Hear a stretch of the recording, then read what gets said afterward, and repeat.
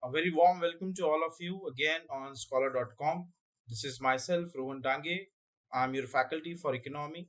And in lesson number 5 today, we are going to talk about Washington Consensus.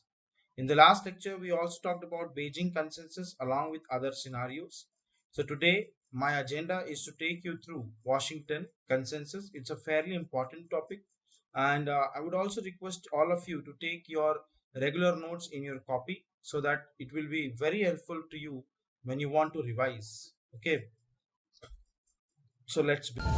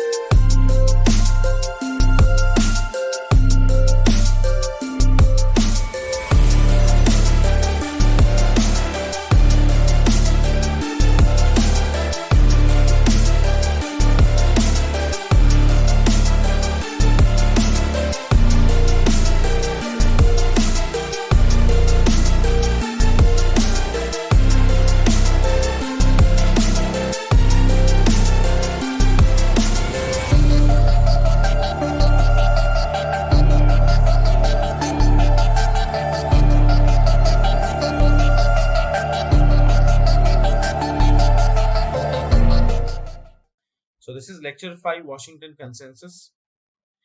The term Washington Consensus was coined by the US economist John Williamson in 1989, under which he suggested a set of policy reforms which most of the officials in Washington thought would be good for the crisis driven Latin American countries of the time. So let me give you a background on this. Now there are Latin American countries like Brazil, like Argentina, like Peru, Chile, Ecuador, right? Paraguay, Uruguay, and so on and so forth. There are many Latin American countries, and at that time, around 1989, there was a slowdown in Latin American countries to the extent that it had led to a lot of job losses. It had led to a lot of stagnation in the economy. Okay, now somebody had to correct this problem. Okay, so why is this called Washington Consensus in the first place? Is because these set of 10 principles which we are going to study, they were designed by international financial institutions like International Monetary Fund and World Bank. International Monetary Fund, which is known as Antarashtriya Mudra Kosh in Hindi, right? So these two important financial institutions are actually headquartered in Washington, and therefore this particular agreement is called as Washington Consensus. So the term, as you can see on your screens, was coined by the US economist John Williamson, right? So what is Washington Consensus? That's a question we want to, I mean, yes, it is very clear that the consensus was that there was a need for a remedy to address the situation in South America, that is Latin America, right? We will, in the coming slides, we are going to discuss about Washington Consensus in detail. So this is just the introductory part. Now, in coming times, the term got synonymous with neoliberalism, with market fundamentalism, and even globalization. Now let's understand why Washington Consensus was associated with these three terms. Now, first and foremost, liberalism basically means capitalism. Okay. At the outset, you should know that liberalism is a synonym for capitalism. Neoliberalism means new form of capitalism. Right. So Washington Consensus, which encapsulated the 10 principles, were the guiding principles for a new form of capitalist economy. Okay. Therefore, in the coming times, the Washington Consensus as a term got synonymous with neoliberalism, especially in Latin America. It also got associated with market fundamentalism. Okay, it also got associated with market fundamentalism. What do you understand by that? See, uh, an economy in which a market and its fundamentals rule, that economy is called as a market fundamentalist economy. Now, what are the fundamentals of market? The fundamentals of market are very simple. Market functions on the equilibrium of demand and supply, right? Market has self-correcting tendencies. I have already explained to you what are the self-correcting tendencies in previous lectures, correct? Okay. So basically, when you talk about self-correcting tendencies, it's about correcting the demand supply mismatch. Okay. And market fundamentalism talks especially about and only about private sector participation. There is no role of the state to play in this, right? Pure markets, private sector participation. So Washington consensus also became synonymous with market fundamentalism, and market fundamentalism is basically associated with invisible hand of the market, the complete private sector participation, the market which has self-correcting tendencies, which eventually brings into equilibrium the demand supply equation, right? So quite obviously Washington consensus was increasingly associated with market fundamentalism, and eventually it got associated with globalization. Why was it associated with globalization? Is because globalization itself is based upon the linkages of the markets, right? Interconnectedness of markets of all over the world. That is the definition of globalization, right? And therefore, Washington consensus as a term was now getting associated with even globalization, right? So the term has often been used to describe an extreme commitment to the belief that markets can handle everything. We have to understand what this specifically and what this actually means. It has often been said that markets can handle everything, right? What can the markets handle? Markets can handle the provisioning of what? Provisioning of goods and services. We have already seen there are various goods and services like health, education, water, sanitation, power, right? We have already seen there are things like food, oil, and other energy products. We have already seen pharmaceuticals, textiles, automobiles. So, from basic food, clothing, and shelter to luxury items like cars and even jewelry, everything can be handled by the market. This is the belief. Is this not an extreme belief? Yes, this is an extreme belief because we have seen that markets have failed in the past. History dictates to us that markets have in fact failed in the past. So what we understand and learn from this is that how can the markets handle everything? Can the markets handle something called as price stability? हमने तो देखा है that prices are sometimes fixed by the government also, like the prices of kerosene, petrol, diesel, right? These prices are fixed by the government and not by the market, not by demand supply chain or demand supply equilibrium. But according to Washington consensus, the markets can handle everything, and this dictum of markets can handle everything is given an extreme commitment, right? So, Washington consensus, in fact, is a very radical concept according to many economists, according to many political scientists also. Okay. So, when you talk about Washington consensus, you associate that or you trace the genesis of Washington consensus to the crisis driven Latin American countries around 1989 and 1990. You start associating that with terms like neoliberalism, which means capitalism, market fundamentalism, which is basically the markets prescribed by Adam Smith when he talked about the invisible hand of market, and even globalization, which was a new phenomena in the 1990s. And globalization means interconnectedness of markets. Washington consensus, as you can see on your screens, is used to describe an extreme commitment to the belief that markets can handle everything. Okay, that means markets can handle inflation, markets can handle price stability, markets can handle provisioning of goods and services, be it basic goods and services like healthcare, education, water, sanitation, and so on and so forth. Right. So now let us dig deep into the concept, because see, in prelims they will ask you a question on Washington Consensus. So the policy reforms, basically Washington Consensus is about 10 propositions. The first is fiscal discipline. Now what is fiscal discipline? Let's understand that. Fiscal policy is the financial policy in a given financial year given by the state. Okay. Fiscal discipline is basically discipline in expenditure. The state should be very, very disciplined when it is spending. Okay, so fiscal discipline is the first principle of Washington Consensus. If the state has to spend, if the state has to go for expenditure, then that expenditure has to be very, very prudent. It has to be done in a very disciplined and a focused manner. So the first aspect or the first pillar of Washington Consensus is fiscal discipline.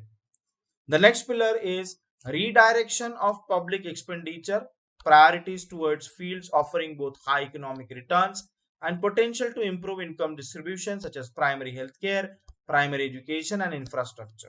Now, let me give an example. Now, in a society or in an economy, there is a huge expenditure on defense. For example, in India, there is a huge expenditure on defense. This is the public expenditure. See here, anytime you come across the word public, it means the government, it means the state. So the state is spending a lot on defense, correct? But which does defense create jobs? No, it does not create jobs. Does defense lead to more education? Clearly not. So defense expenditure, more or less, if I talk from the perspective of human development, is actually wasteful expenditure. Correct? It is actually wasteful expenditure. Okay. So as an economy in India, what we can do is we can redistribute the financial resources from defense to sectors like health, sectors like education, sectors like power. Because if you invest more in health, education, and power, these sectors have the potential for creating jobs. These sectors have the potential for creating more and more employment, and these are definitely not wasteful expenditures. So that means what? That means that there has to be a redirection of public expenditure. For example, in this case, the redirection has to happen from defense towards other productive sectors like health, education, power, water, sanitation, and so on and so forth, and even infrastructure. Right. So, what does Washington Consensus advocate? Washington Consensus advocates that there has to be a redirection of public expenditure. That is, the state's money should be spent on activities which are going to create jobs, which are going to create human capital, and which are going to lead to an overall well being in the society. Okay. So, that is your second pillar. The third pillar is tax reform. Right. You need to lower your tax rates. If the tax rates are lower, what will happen? See, for example, you are earning 100 rupees. If the tax rate is 10%, then how much is left in your pockets? 90 rupees. So how much are you going to spend now? What is your disposable income? It is 90 rupees. So your disposable income which you can spend is 90 rupees at the level of 10% of taxation. Right. In another scenario, if the taxation is only 5%, then how much money can you spend? You can spend 95 rupees. So what do you ideally want in an economy? People to spend less or people to spend more? Ideally, you want people to spend more in an economy.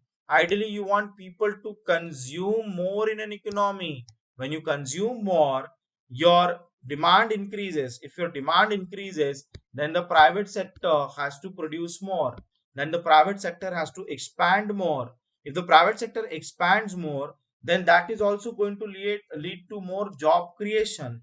If more job creation is there, then resultantly, cyclically speaking, there will be more consumption.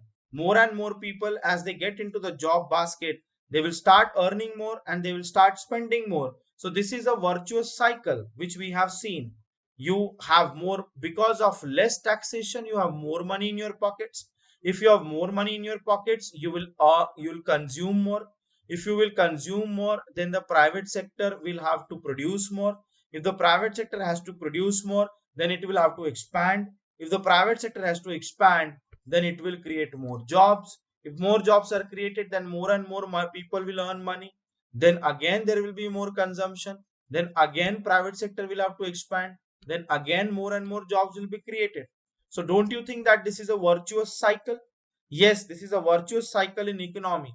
But to trigger this virtuous cycle, one way to do it is to bring about tax reforms, simplify your taxation system, lower down your rates, which is going to broaden the tax base. What is tax base? Tax base is the total number of people paying taxes. Okay. So if more and more people start getting jobs, more and more people will start paying taxes, and as a result of that, tax base will increase. Correct? Another pillar of Washington consensus is interest rate liberalization. Right? The interest rates charged by banks, if they are liberalized, that means if they are brought down, then there will be more credit offtake by private companies.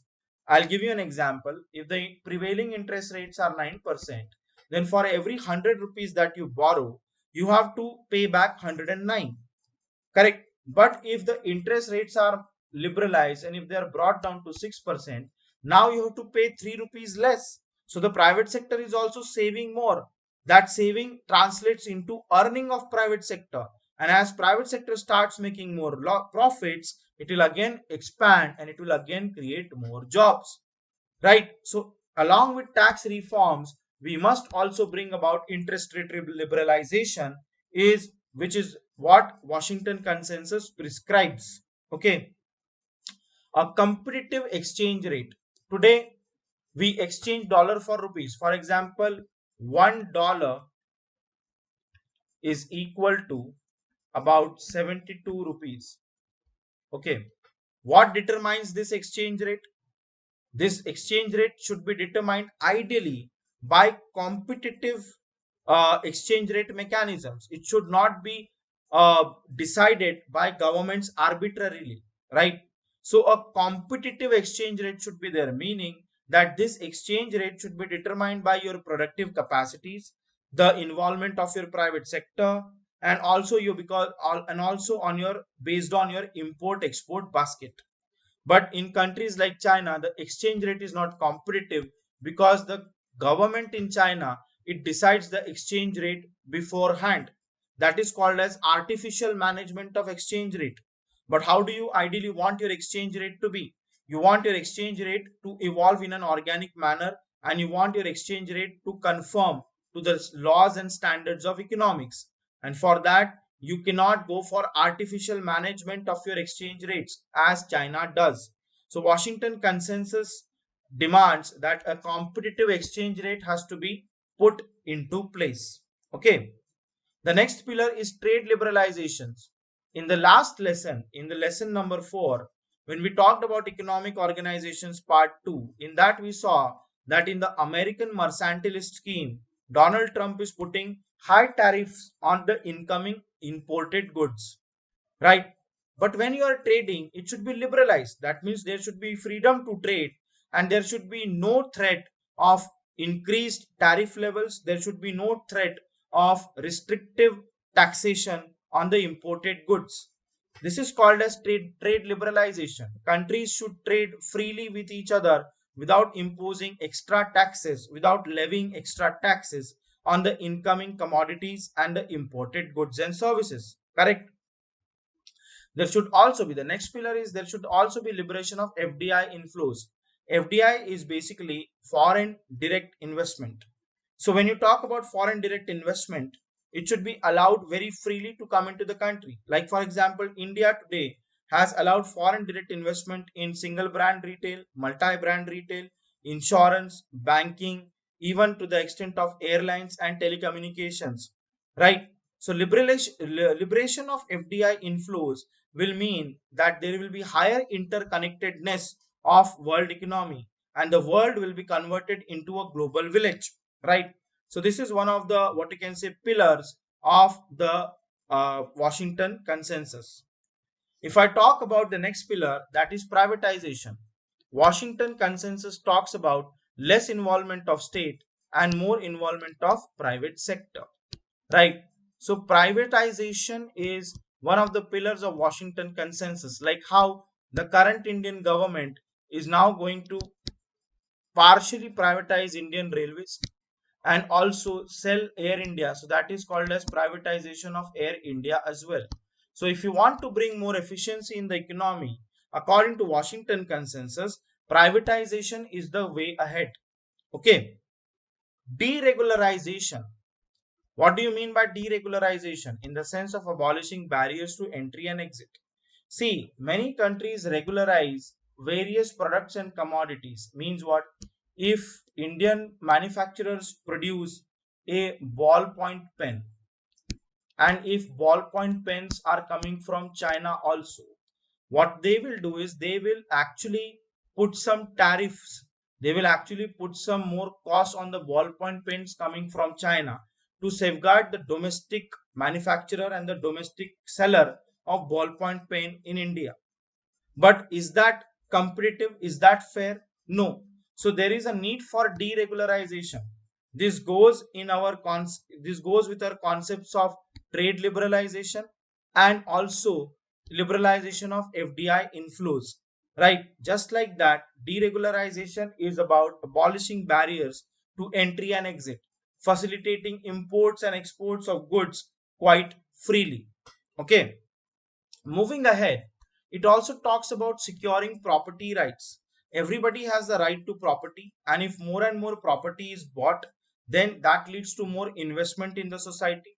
And more investment means that people are sitting on more money. If people are sitting on more money, they will save more. If they save more, then they will save with the banks. So banks will also become healthy. So securing property rights secures your economy per se. Okay, so it's ideally speaking, as may when it comes to property, as many people should buy a property as a country can, right? So securing property rights of the citizens is also one of the principles or one of the 10 propositions of the Washington Consensus. Now these prescriptions were originally intended to address the very real problems occurring in Latin America, as we have seen in the first slide, right? But later it was used to handle a wide array of other situations and has been criticized by its original proponents. Now why has that been criticized? Many people feel that Washington Consensus gives the impression that the points outlines represent a set of rules imposed on developing nations by United States. Means what? Washington Consensus endorses and advocates complete privatization and complete free trade. Now you take examples of two nations, United States of America and a small nation like Paraguay. Now Paraguay is a very small nation. Do you think Paraguay manufactures everything? No. Do you think USA manufactures a lot? Yes, USA manufactures a lot, at least in comparison to Paraguay. So if there is a free trade agreement between Paraguay and USA, and if Paraguay has accepted the Washington Consensus, then Paraguay will open up its economy because of FDI opening up, because of trade liberalization, correct? If Paraguay opens up, do you think that the bilateral trade between USA and Paraguay will be equal? No, it will be highly in favor of USA because USA will export more and Paraguay will import more. So Paraguay will buy more from USA, correct? If that happens, then who is to benefit here? It is USA which is benefiting. But the economists have always maintained, at least economists who have endorsed Washington Consensus, they maintain that it is meant for the development and upliftment of developing nations. But actually, when a developing nation opens up its economy, when it liberalizes its trade and tariff barriers, then it is the established players who earn a lot. And that really does not lead to any development of the developing nations. Correct? Because the trade is not equal. The trade is highly in favor of the developed nations than the developing nations. So Washington Consensus sometimes is criticized as something which is used by the developed nations to economically suppress the developing nations. Right. So moving ahead, the policy prescriptions have led to the processes which are known as liberalization, privatization, and globalization. These are also called as LPG. These LPG reforms were also initiated in India in 1991 by our then Prime Minister Narasimha Rao and also the then Finance Minister Manmohan Singh. So it is called as the Rao Manmohan model. The Rao Manmohan model led to acceptance of Washington Consensus, opening up of Indian economy, which essentially means adopting LPG reforms. When did that happen? That happened in 1991.